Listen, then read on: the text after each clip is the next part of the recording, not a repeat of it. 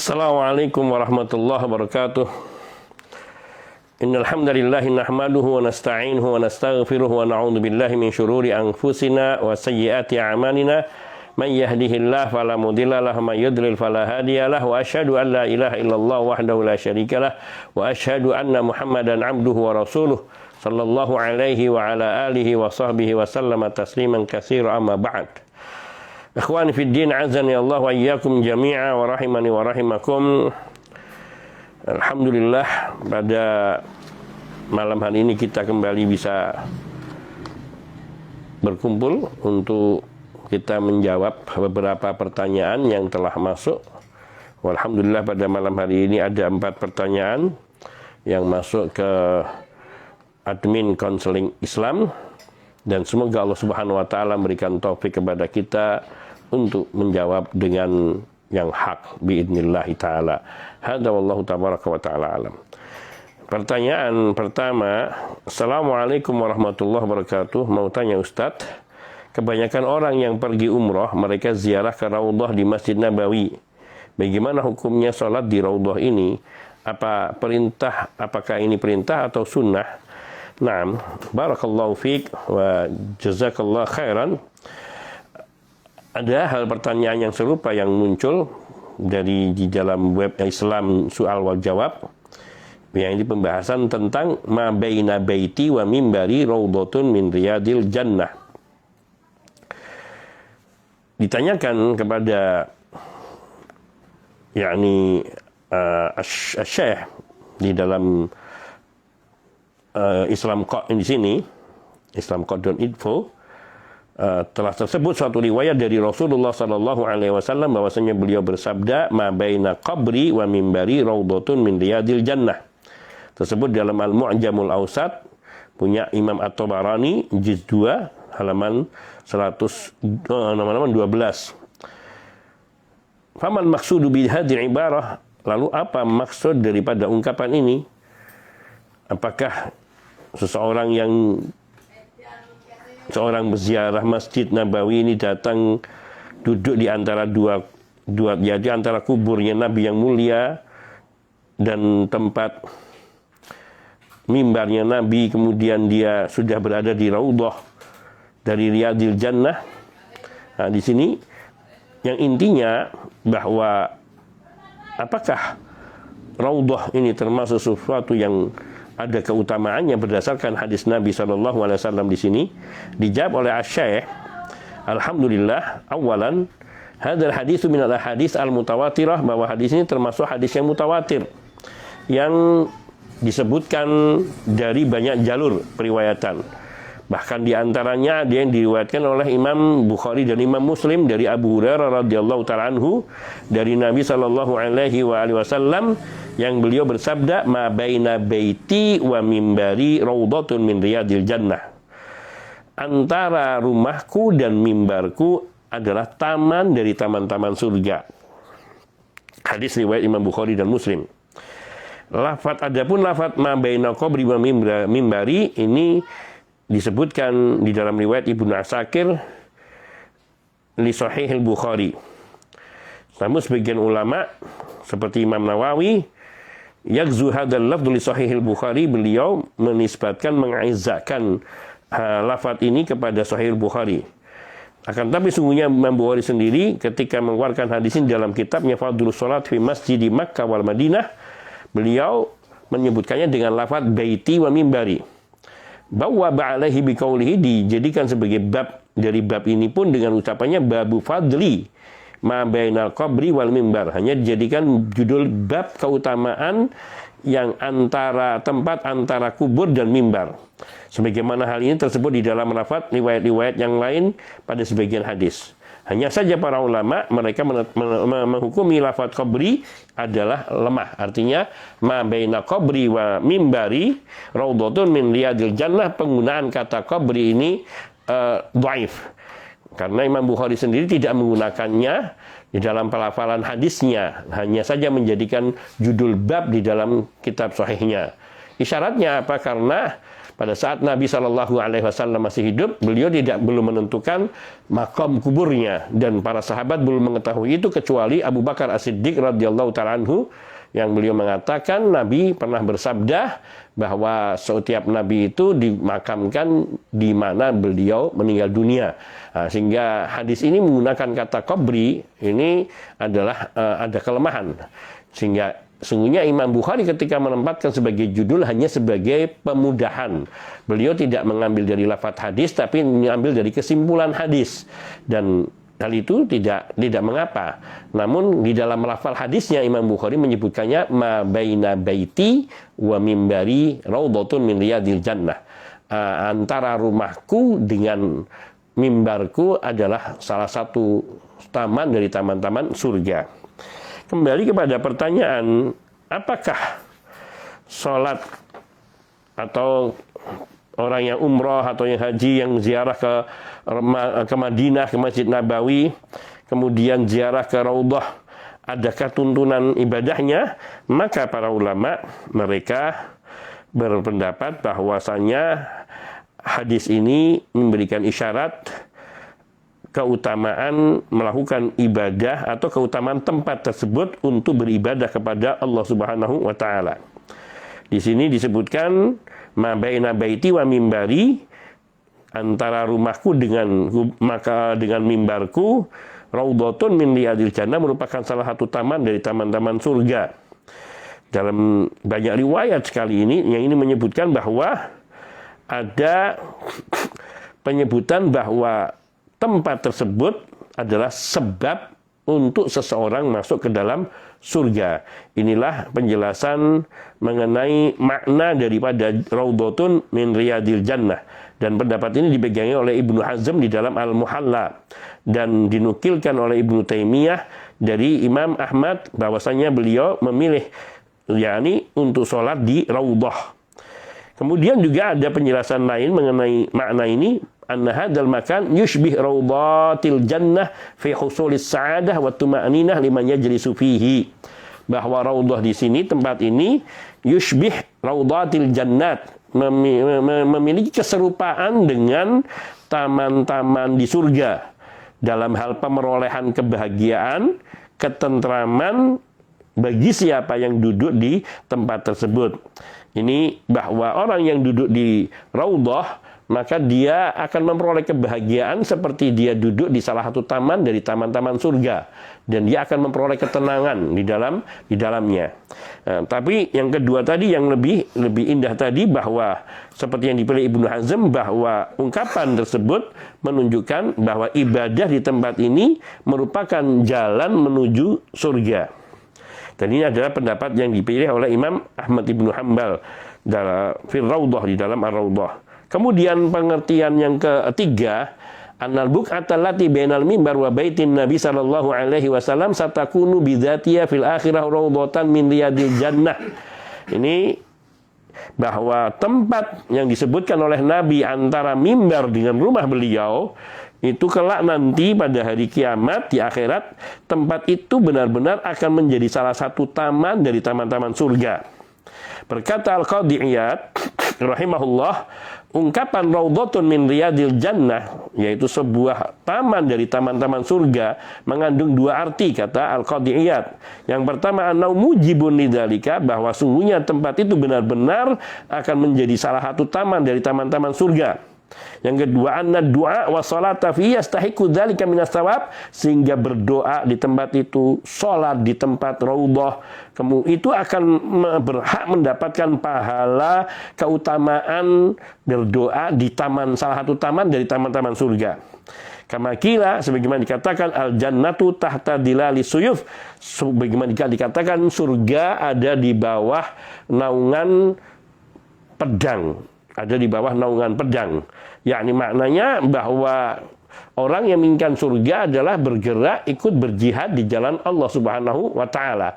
Maka insyaallah taala bila dia ikhlas li'ilai kalimatillah, semata-mata ingin meninggikan kalimat Allah, maka dia akan memperoleh surga dengan pedang. Maka sebagaimana hal itu juga beribadah, berdoa, membaca Al-Qur'an, berzikir di raudhah merupakan jalan untuk memperoleh kemuliaan, yaitu keutamaan masuk ke dalam surga. Karena raudhah disebutkan oleh Nabi sebagai salah satu tempat dari tempat-tempat surga, dan salah satu kebun dari kebun-kebun surga yang ada. Kedua, makna kedua menurut Al-Qadhi Iyad rahimahullah, anna tilkal buq'ata qad yanquluhallahu fatakun fil jannah bi'ainiha, bahwa tempat itu nanti akan dipindah oleh Allah, bisa jadi maknanya seperti itu, sehingga dia nanti akan berada di dalam satu surga, yaitu benar-benar tempat itu, sebagaimana dikatakan oleh Dawudi juga dalam hal ini. Maka ini maknanya bahwa pada hari kiamat nanti raudhah ini akan diangkat lalu dijadikan sebagai salah satu tempat dari satu taman dari taman-taman surga. Dan juga banyak pengertian lain menurut para ulama yang mengartikannya secara majas, akan tetapi yang terpenting bahwa seperti dikatakan oleh Imam An-Nawawi rahimahullahu taala, beliau menyebutkan perkataan para ulama mengenai makna daripada hadis Nabi sallallahu alaihi wasallam kepada kedua makna. Yang pertama, anna dzalikal maudhi' bi'ainihi yunqal ilal jannah, bahwa tempat yang disebutkan oleh Nabi sebagai raudhah min riyadil jannah kelak akan dipindah ke surga. Tempat itu kelak akan dipindah surga. Maka beribadah di tempat itu memiliki keutamaan. Annal ibadata fi tuaddi ilal jannah. Maka beribadah di taman surga itu akan mendorongnya atau akan menghantarkannya kepada surga. Maka dianjurkan di dalam masjid raudhah, di tempat raudhah ini, untuk seseorang banyak beribadah kepada Allah Subhanahu wa taala. Al-Hafidz Ibnu Hajar rahimahullah ta'ala beliau mengatakan raudhatun min riyadil jannah, yakni ka raudhatin min riyadil jannah fi nuzulir rahmah wa husulis sa'adah bima yuhsalu min mulazamati hilaqid dzikri la siyama fi ahdi sallallahu alaihi wasallam fa yakunu tashbihan bi ghairi adatin. Di sini kata Al-Hafidz Ibnu Hajar rahimahullah ta'ala, makna dari ungkapan Nabi raudhatun min riyadil jannah yaitu seperti sebuah taman dari taman-taman surga. Ya, ini dalam hal turunnya rahmat, diperolehnya kebahagiaan, terutama bagi orang-orang yang ia duduk melazimi, menekuni duduk di dalam majlis-majlis dzikir.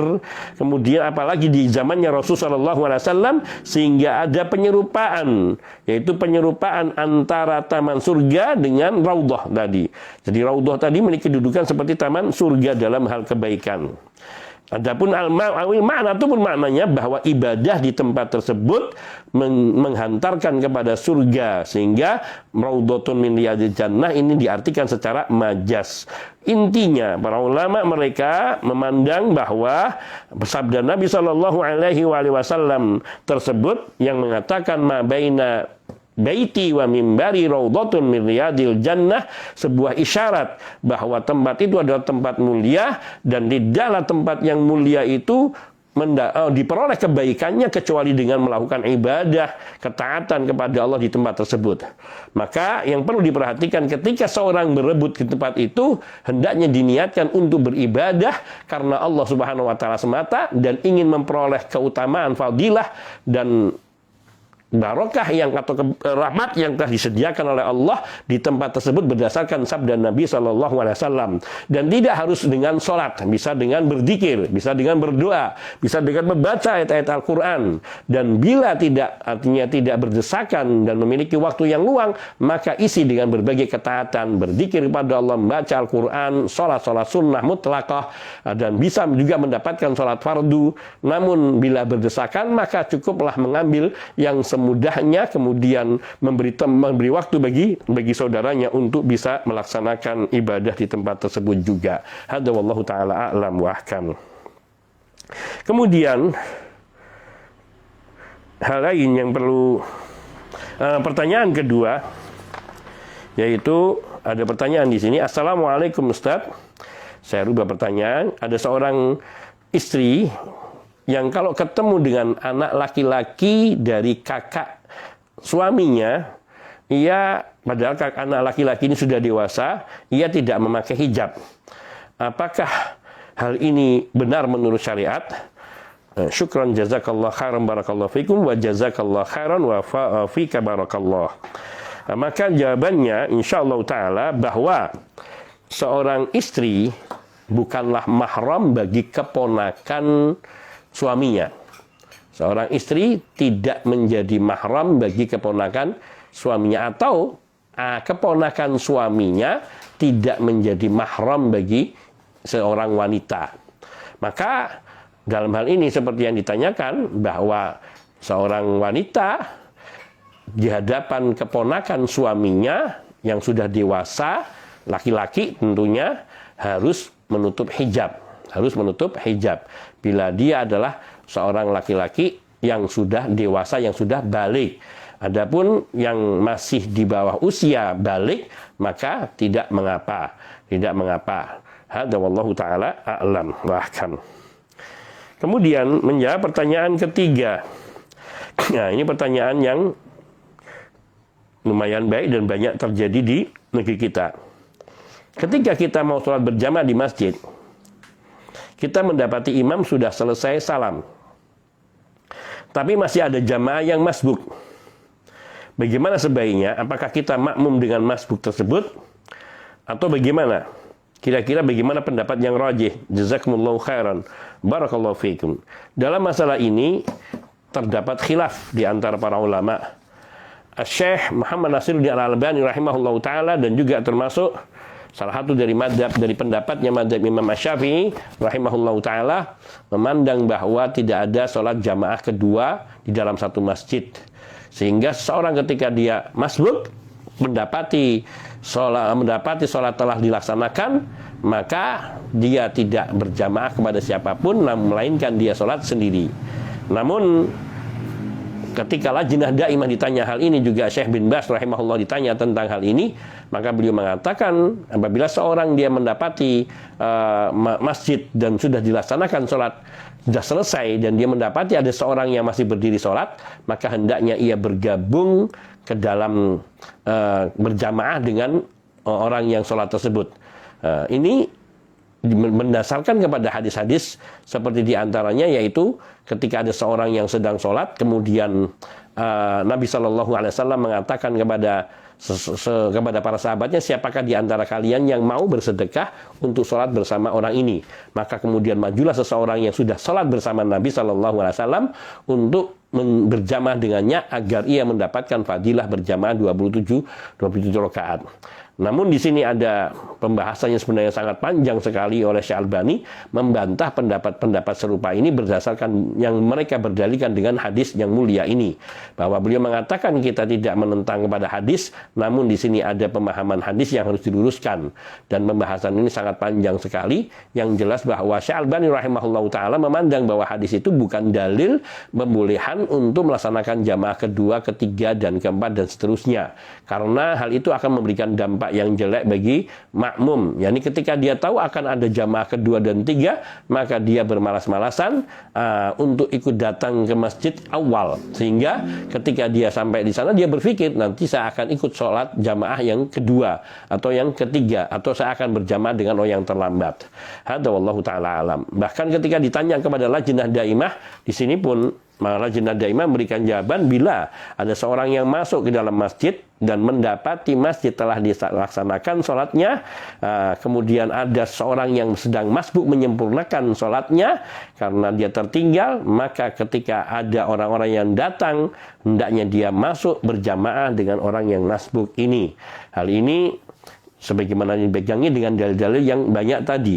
Namun di sini kita katakan bahwa telah ada perbedaan pendapat di kalangan para ulama. Maka dalam hal ini seseorang yang mengambil mana yang lebih dia mantapi dalam hal ini, yakni apabila dilihat secara dohir, perkataan dari Syekh Al-Albani rahimahullahu ta'ala, tidak ada satu dalil yang sampai kepada kita yang menyebutkan secara dohir jelas, terang, sharih bahwa ada jamaah kedua atau ketiga di dalam masjid zaman Nabi Shallallahu Alaihi Wasallam.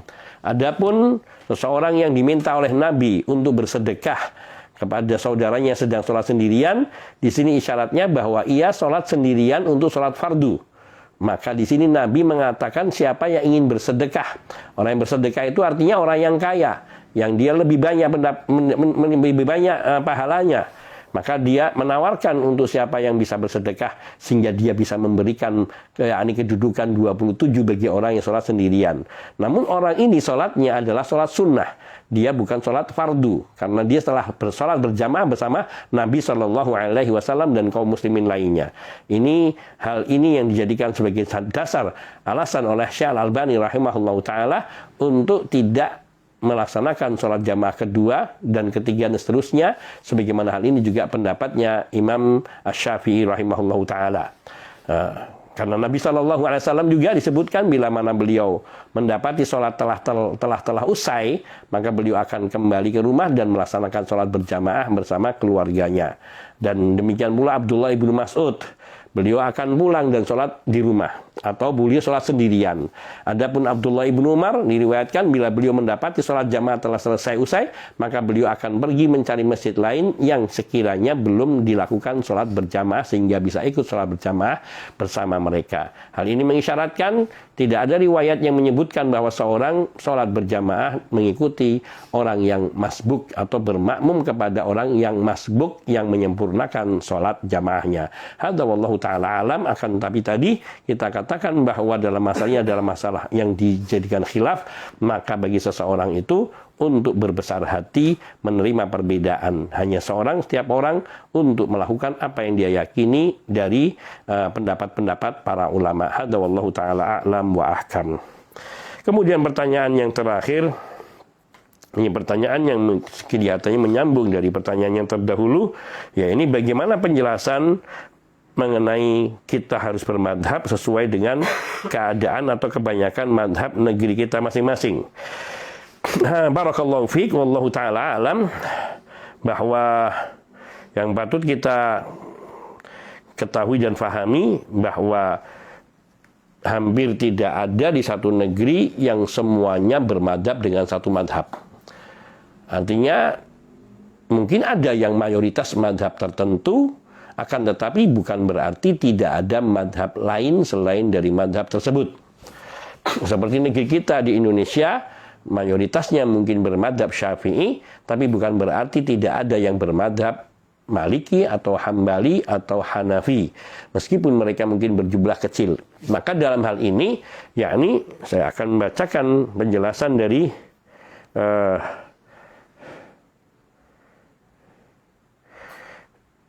Islam Wajawab, islamqa.info, yakni apakah penduduk setiap negeri itu wajib bermadhab dengan madhab fikih tertentu? Maka jawaban dari lajnah ataupun dari al-musyrif al-am di sini, alhamdulillah manusia di berbagai negeri, maka mereka di dalam masalah ijtihad atau bertaklid itu dibagi menjadi dua golongan. Yang pertama yaitu bila mereka adalah ulama-ulama yang mujtahidun di dalam syariah. Mereka telah mencapai dasar keilmuan yang puncak dan pengetahuan yang sudah membolehkan bagi mereka untuk beristihad dengan alat-alat istihad dan istinbat hukum yang dikuasainya. Mereka ini diwajibkan untuk mengikuti kebenaran yang mereka dapati dalilnya. Ini pertama. Jadi ulama-ulama yang mereka sudah memiliki derajat istihad, maka tidak dibenarkan untuk bertaklid kepada satu madhab tertentu. Namun dia harus mencari kebenaran dari ilmu yang diperolehnya. Yang kedua, yakni as-sawadul a'dha minan nas, mayoritas umat. Man lam yatakhassas bi dirasatil ulum asy'ariyah, yaitu mereka yang tidak mengambil studi khusus dengan studi ilmu-ilmu syariat. Aw lam yablugh fiha darajatal ijtihad wa ahliyatal fatwa, atau mereka yang belum sampai kepada tingkat beristihad dan kebolehan untuk berfatwa. Mereka ini min amatin nas. Mereka ini dari keumuman manusia, dari keumuman penduduk. Awal mutakaffin wal mutakhassisin fil ulumil ukhra, atau mereka ini juga terdiri dari orang-orang yang memiliki spesifikasi keilmuan di luar syariat Islam. Mungkin mereka memiliki kemampuan dalam bidang budaya, dalam bidang ekonomi, dalam bidang hukum kenegaraan, dalam bidang banyak sekali. Namun dia bukan orang yang mutakhasis, yang memiliki kekhususan, kemampuan khusus di bidang syariat. Maka mereka ini faradhuhum asy-syar'i wat tabai. Soal ahli ilmi secara syariat maupun secara alamiah, secara alamiah tabi'ah, dia harus bertanya kepada orang yang berilmu dan mengambil, yakni beramal dengan ilmunya orang yang berilmu. Dan hal ini kita dapati di dalam firman Allah Subhanahu wa taala surat An-Nahl ayat 43, fas'alu ahlad dzikri in kuntum la ta'lamun. Maka bertanyalah kalian kepada ahlu dzikri, yakni para ulama, apabila kalian tidak mengetahui dalam perkara-perkara dalam agama, dalam segala sisinya. Sehingga penduduk setiap negeri diwajibkan untuk bertanya kepada ulama dan mengikuti fatwa mereka. Akan tetapi bukan laisat tab'iyatan mutlaqatan tudfi 'alal madbu'i sifatal ismati wal qaddasah wa haqqat tasyri' wat tasarruf fi dinillah kama waqa'a fi dzalika al yahud wan nasara war rafidah wa ghulatu sufiyah wal batiniyah. Akan tetapi tidak boleh ikut secara mutlak pendapat-pendapat dari ulama-ulama negerinya yang didapatinya, sampai-sampai menempatkan kemaksuman pada madhabnya atau kemaksuman pada ulama-ulama yang ditanyainya, sehingga memandang apa yang dikatakannya semua pasti benar, tidak ada salahnya, dan dianggap suci dari kesalahan. Dan bahkan sampai dipandang, iyalah orang-orang mereka itulah yang paling berhak untuk menetapkan syariat. Pandangan seperti ini tidak dibenarkan, dan bertaklid kepada ulama seperti ini, beritibak dengan cara seperti ini bukan yang dibenarkan. Karena ini yang banyak terjadi, yang sudah terjadi pada orang-orang Yahudi dan Nasara, sebagaimana dan juga kaum Rafidhah serta gulatu as-sufiyah wal batiniyah, yakni kaum sufi yang gulat, yang berlebih-lebihan, dan juga kelompok batiniyah, mereka yang mengambil dalil dengan lambang-lambang ayat. Jadi tidak memahami zahir ayat, tetapi perlambangan-perlambangan.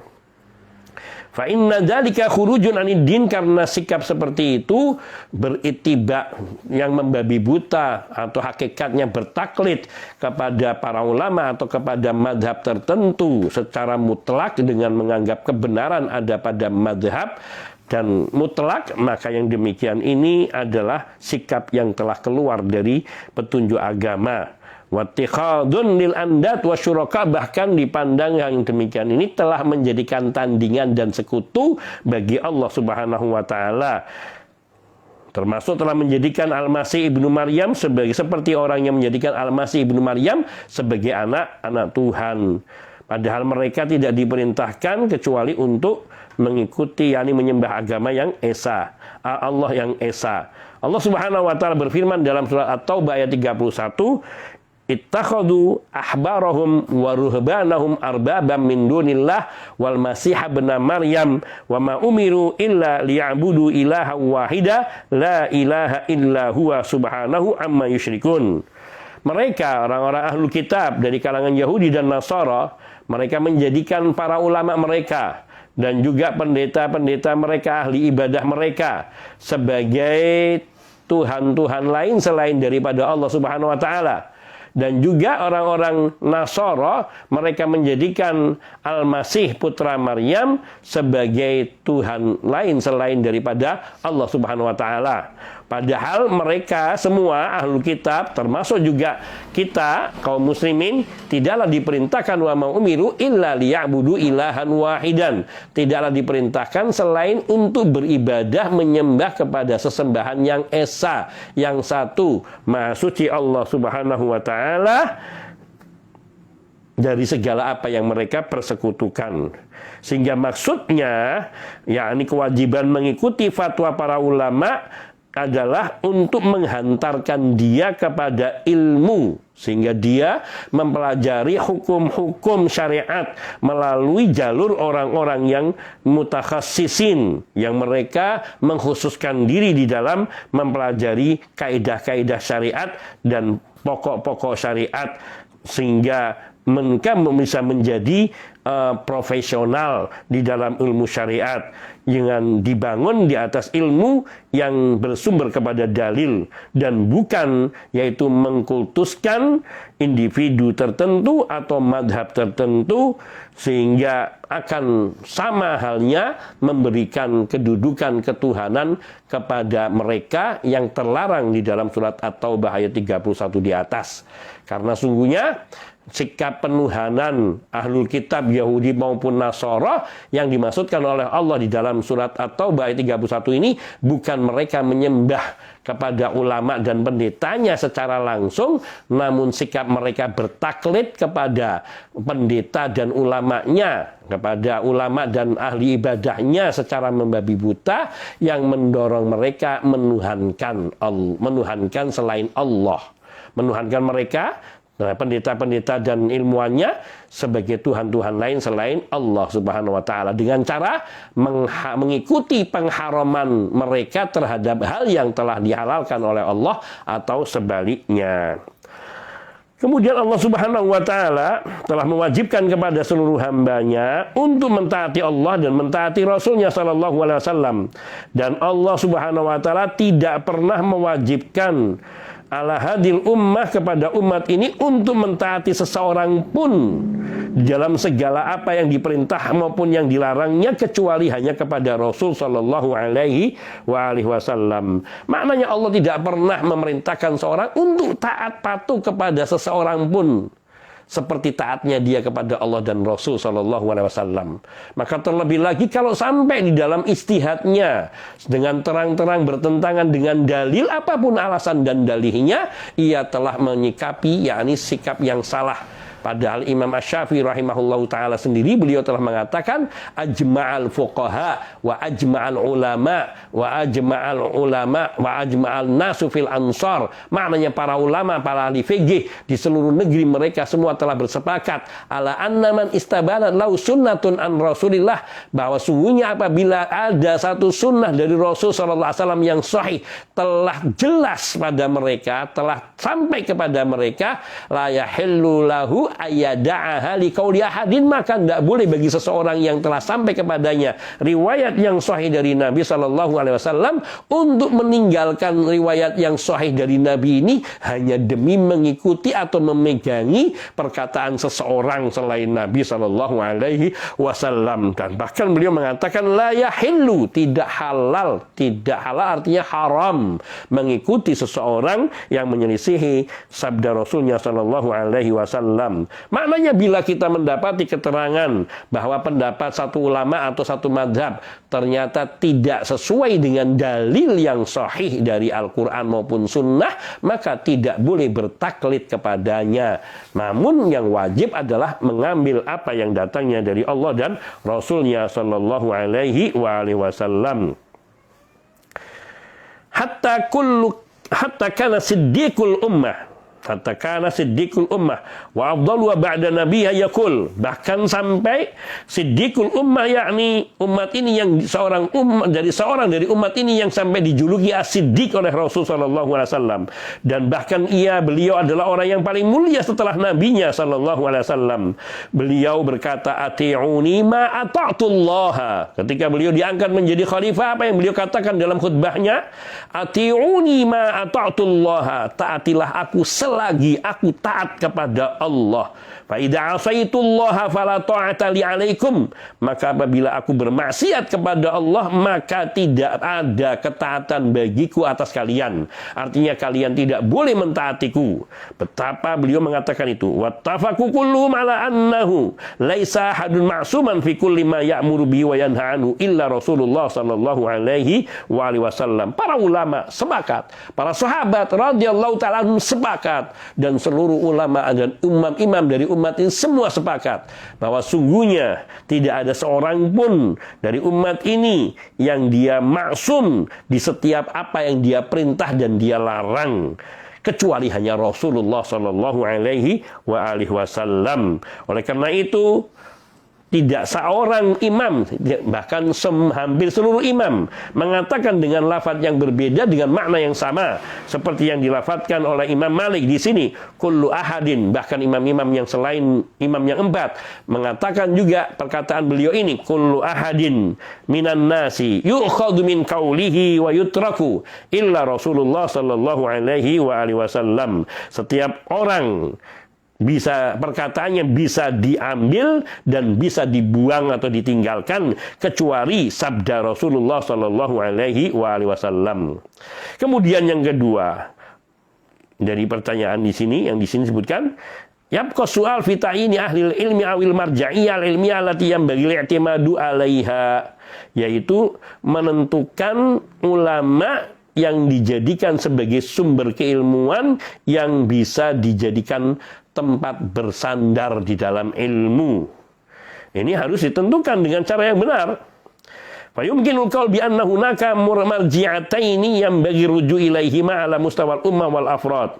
Maka di sini ada dua referensi yang patut untuk dijadikan referensi di dalam, yakni kepada dua hal ini, di dalam, artinya di tingkatan umat maupun di tingkatan individu, yaitu al-marja'iyah al-mu'asirah, referensi atau sumber-sumber kontemporer, al-mutamatsilah fil majami' al-fiqhiyah wal lujan asyariyah allati yaqumu 'alaiha ahlul ilmi wad diyanah wal amanah, yang itu terwujud pada majma' fikih, yaitu majma' fikih artinya lembaga-lembaga fikih dan lajnah syar'iyah, panitia-panitia syar'iyah atau dewan syar'iyah, allati yaqumu 'alaiha ahlul ilmi, yang terdiri dari para ulama, ahli agama dan orang-orang yang amanah.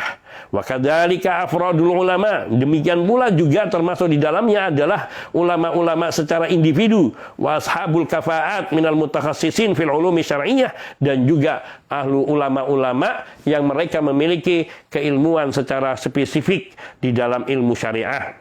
Fahaula lahum haddun wafir min luzumi akhdin nasi anhum wal istifadatu min taujihatihim. Mereka ini memiliki bagian, memiliki haddun, memiliki nasib yang besar untuk diikuti dan diambil perkataannya oleh manusia dan diambil faedah dari pengarahan-pengarahannya, khususnya di dalam urusan yakni kehidupan harian yang dihadapi oleh manusia, dan juga persoalan-persoalan eksidentil atau kontemporer aktual dalam kaitannya masalah-masalah fikih dan juga problematika kehidupan kontemporer atau kehidupan modern.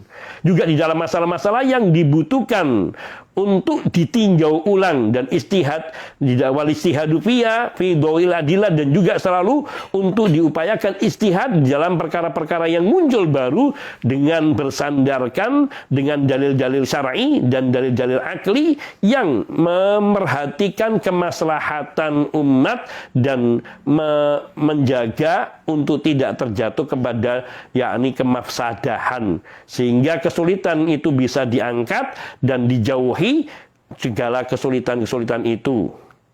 Idza kana taqlidu ahadin al-madahib al-arba'ah fiha yusabbibul haraj wa dik fasyari'atu mabniyatun ala taisir. Apabila bertaklid kepada salah satu dari 4 madhab bisa menyebabkan kesulitan dan kesempitan, maka syariat ini dibangun di atas kemudahan. Walaysa fiha anatun wala harat, dan syariat ini tidak dibangun untuk mempersulit apalagi menyempitkan.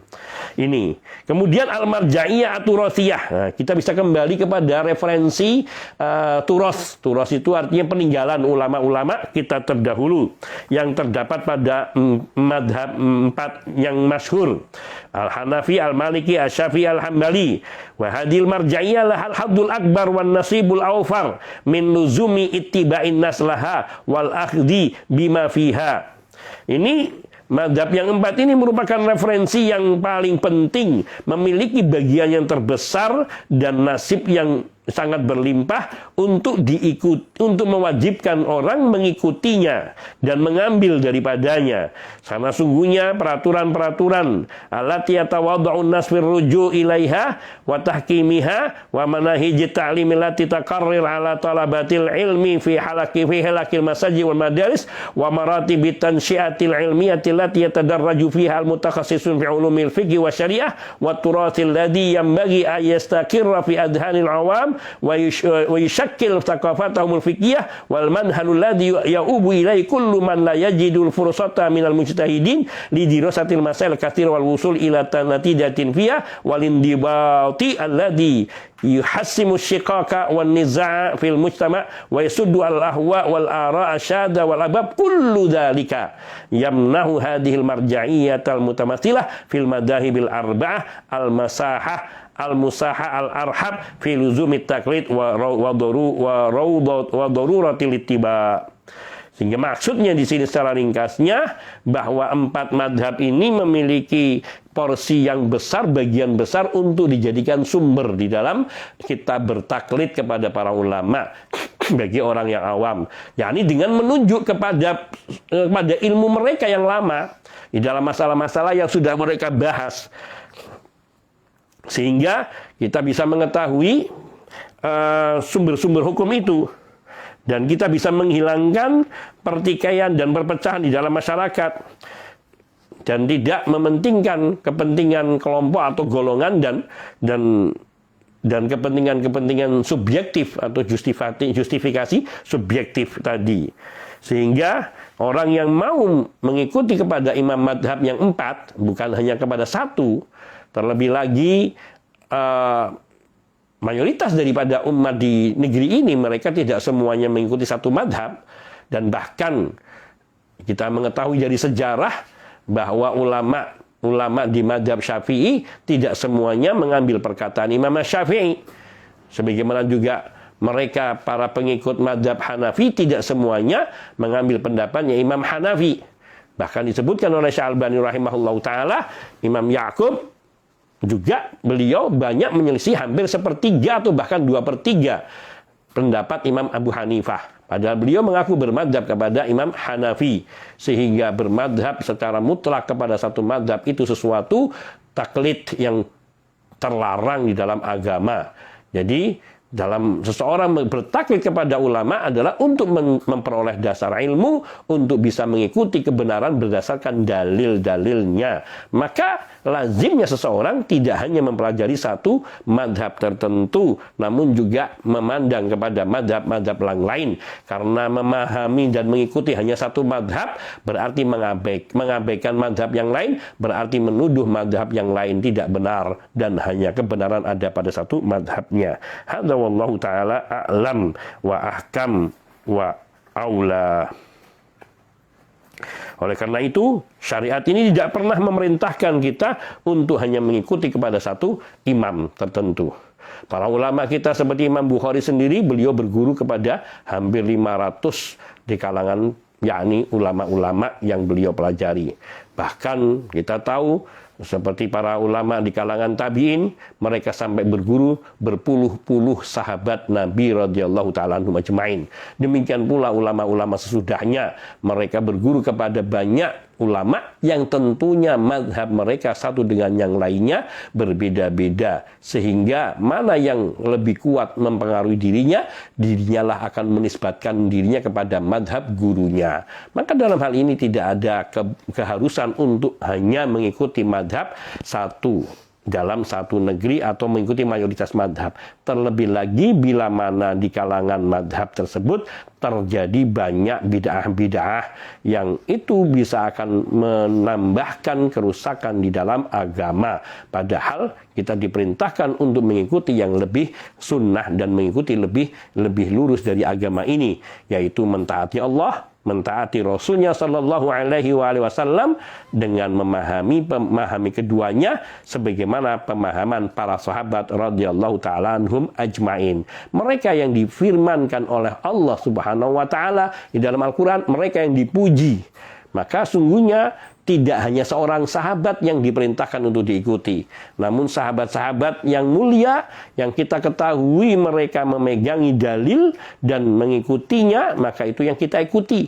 Demikian pula dari ulama imam madhab yang 4, mana saja dari mereka yang berdalil dengan dalil yang sesuai dengan kitabullah dan sunnah Nabi, itu yang patut untuk kita ikuti sejauh yang kita mampu.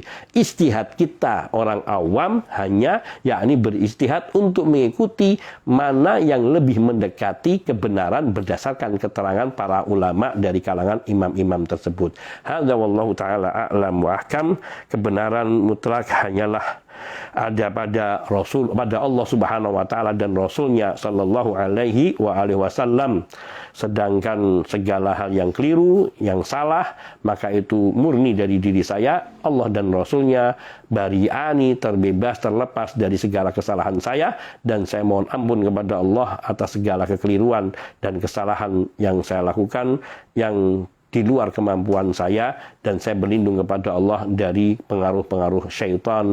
Hadza wallahu taala a'la wa ahkam wa a'lam wallahu tabaraka wa taala. Subhanakallahumma bihamdika asyhadu an la ilaha illa anta astaghfiruka wa atubu ilaik. Sallallahu ala nabiyina Muhammadin wa alihi wa sahbihi ajmain walhamdulillahi rabbil alamin. Assalamualaikum warahmatullahi wabarakatuh.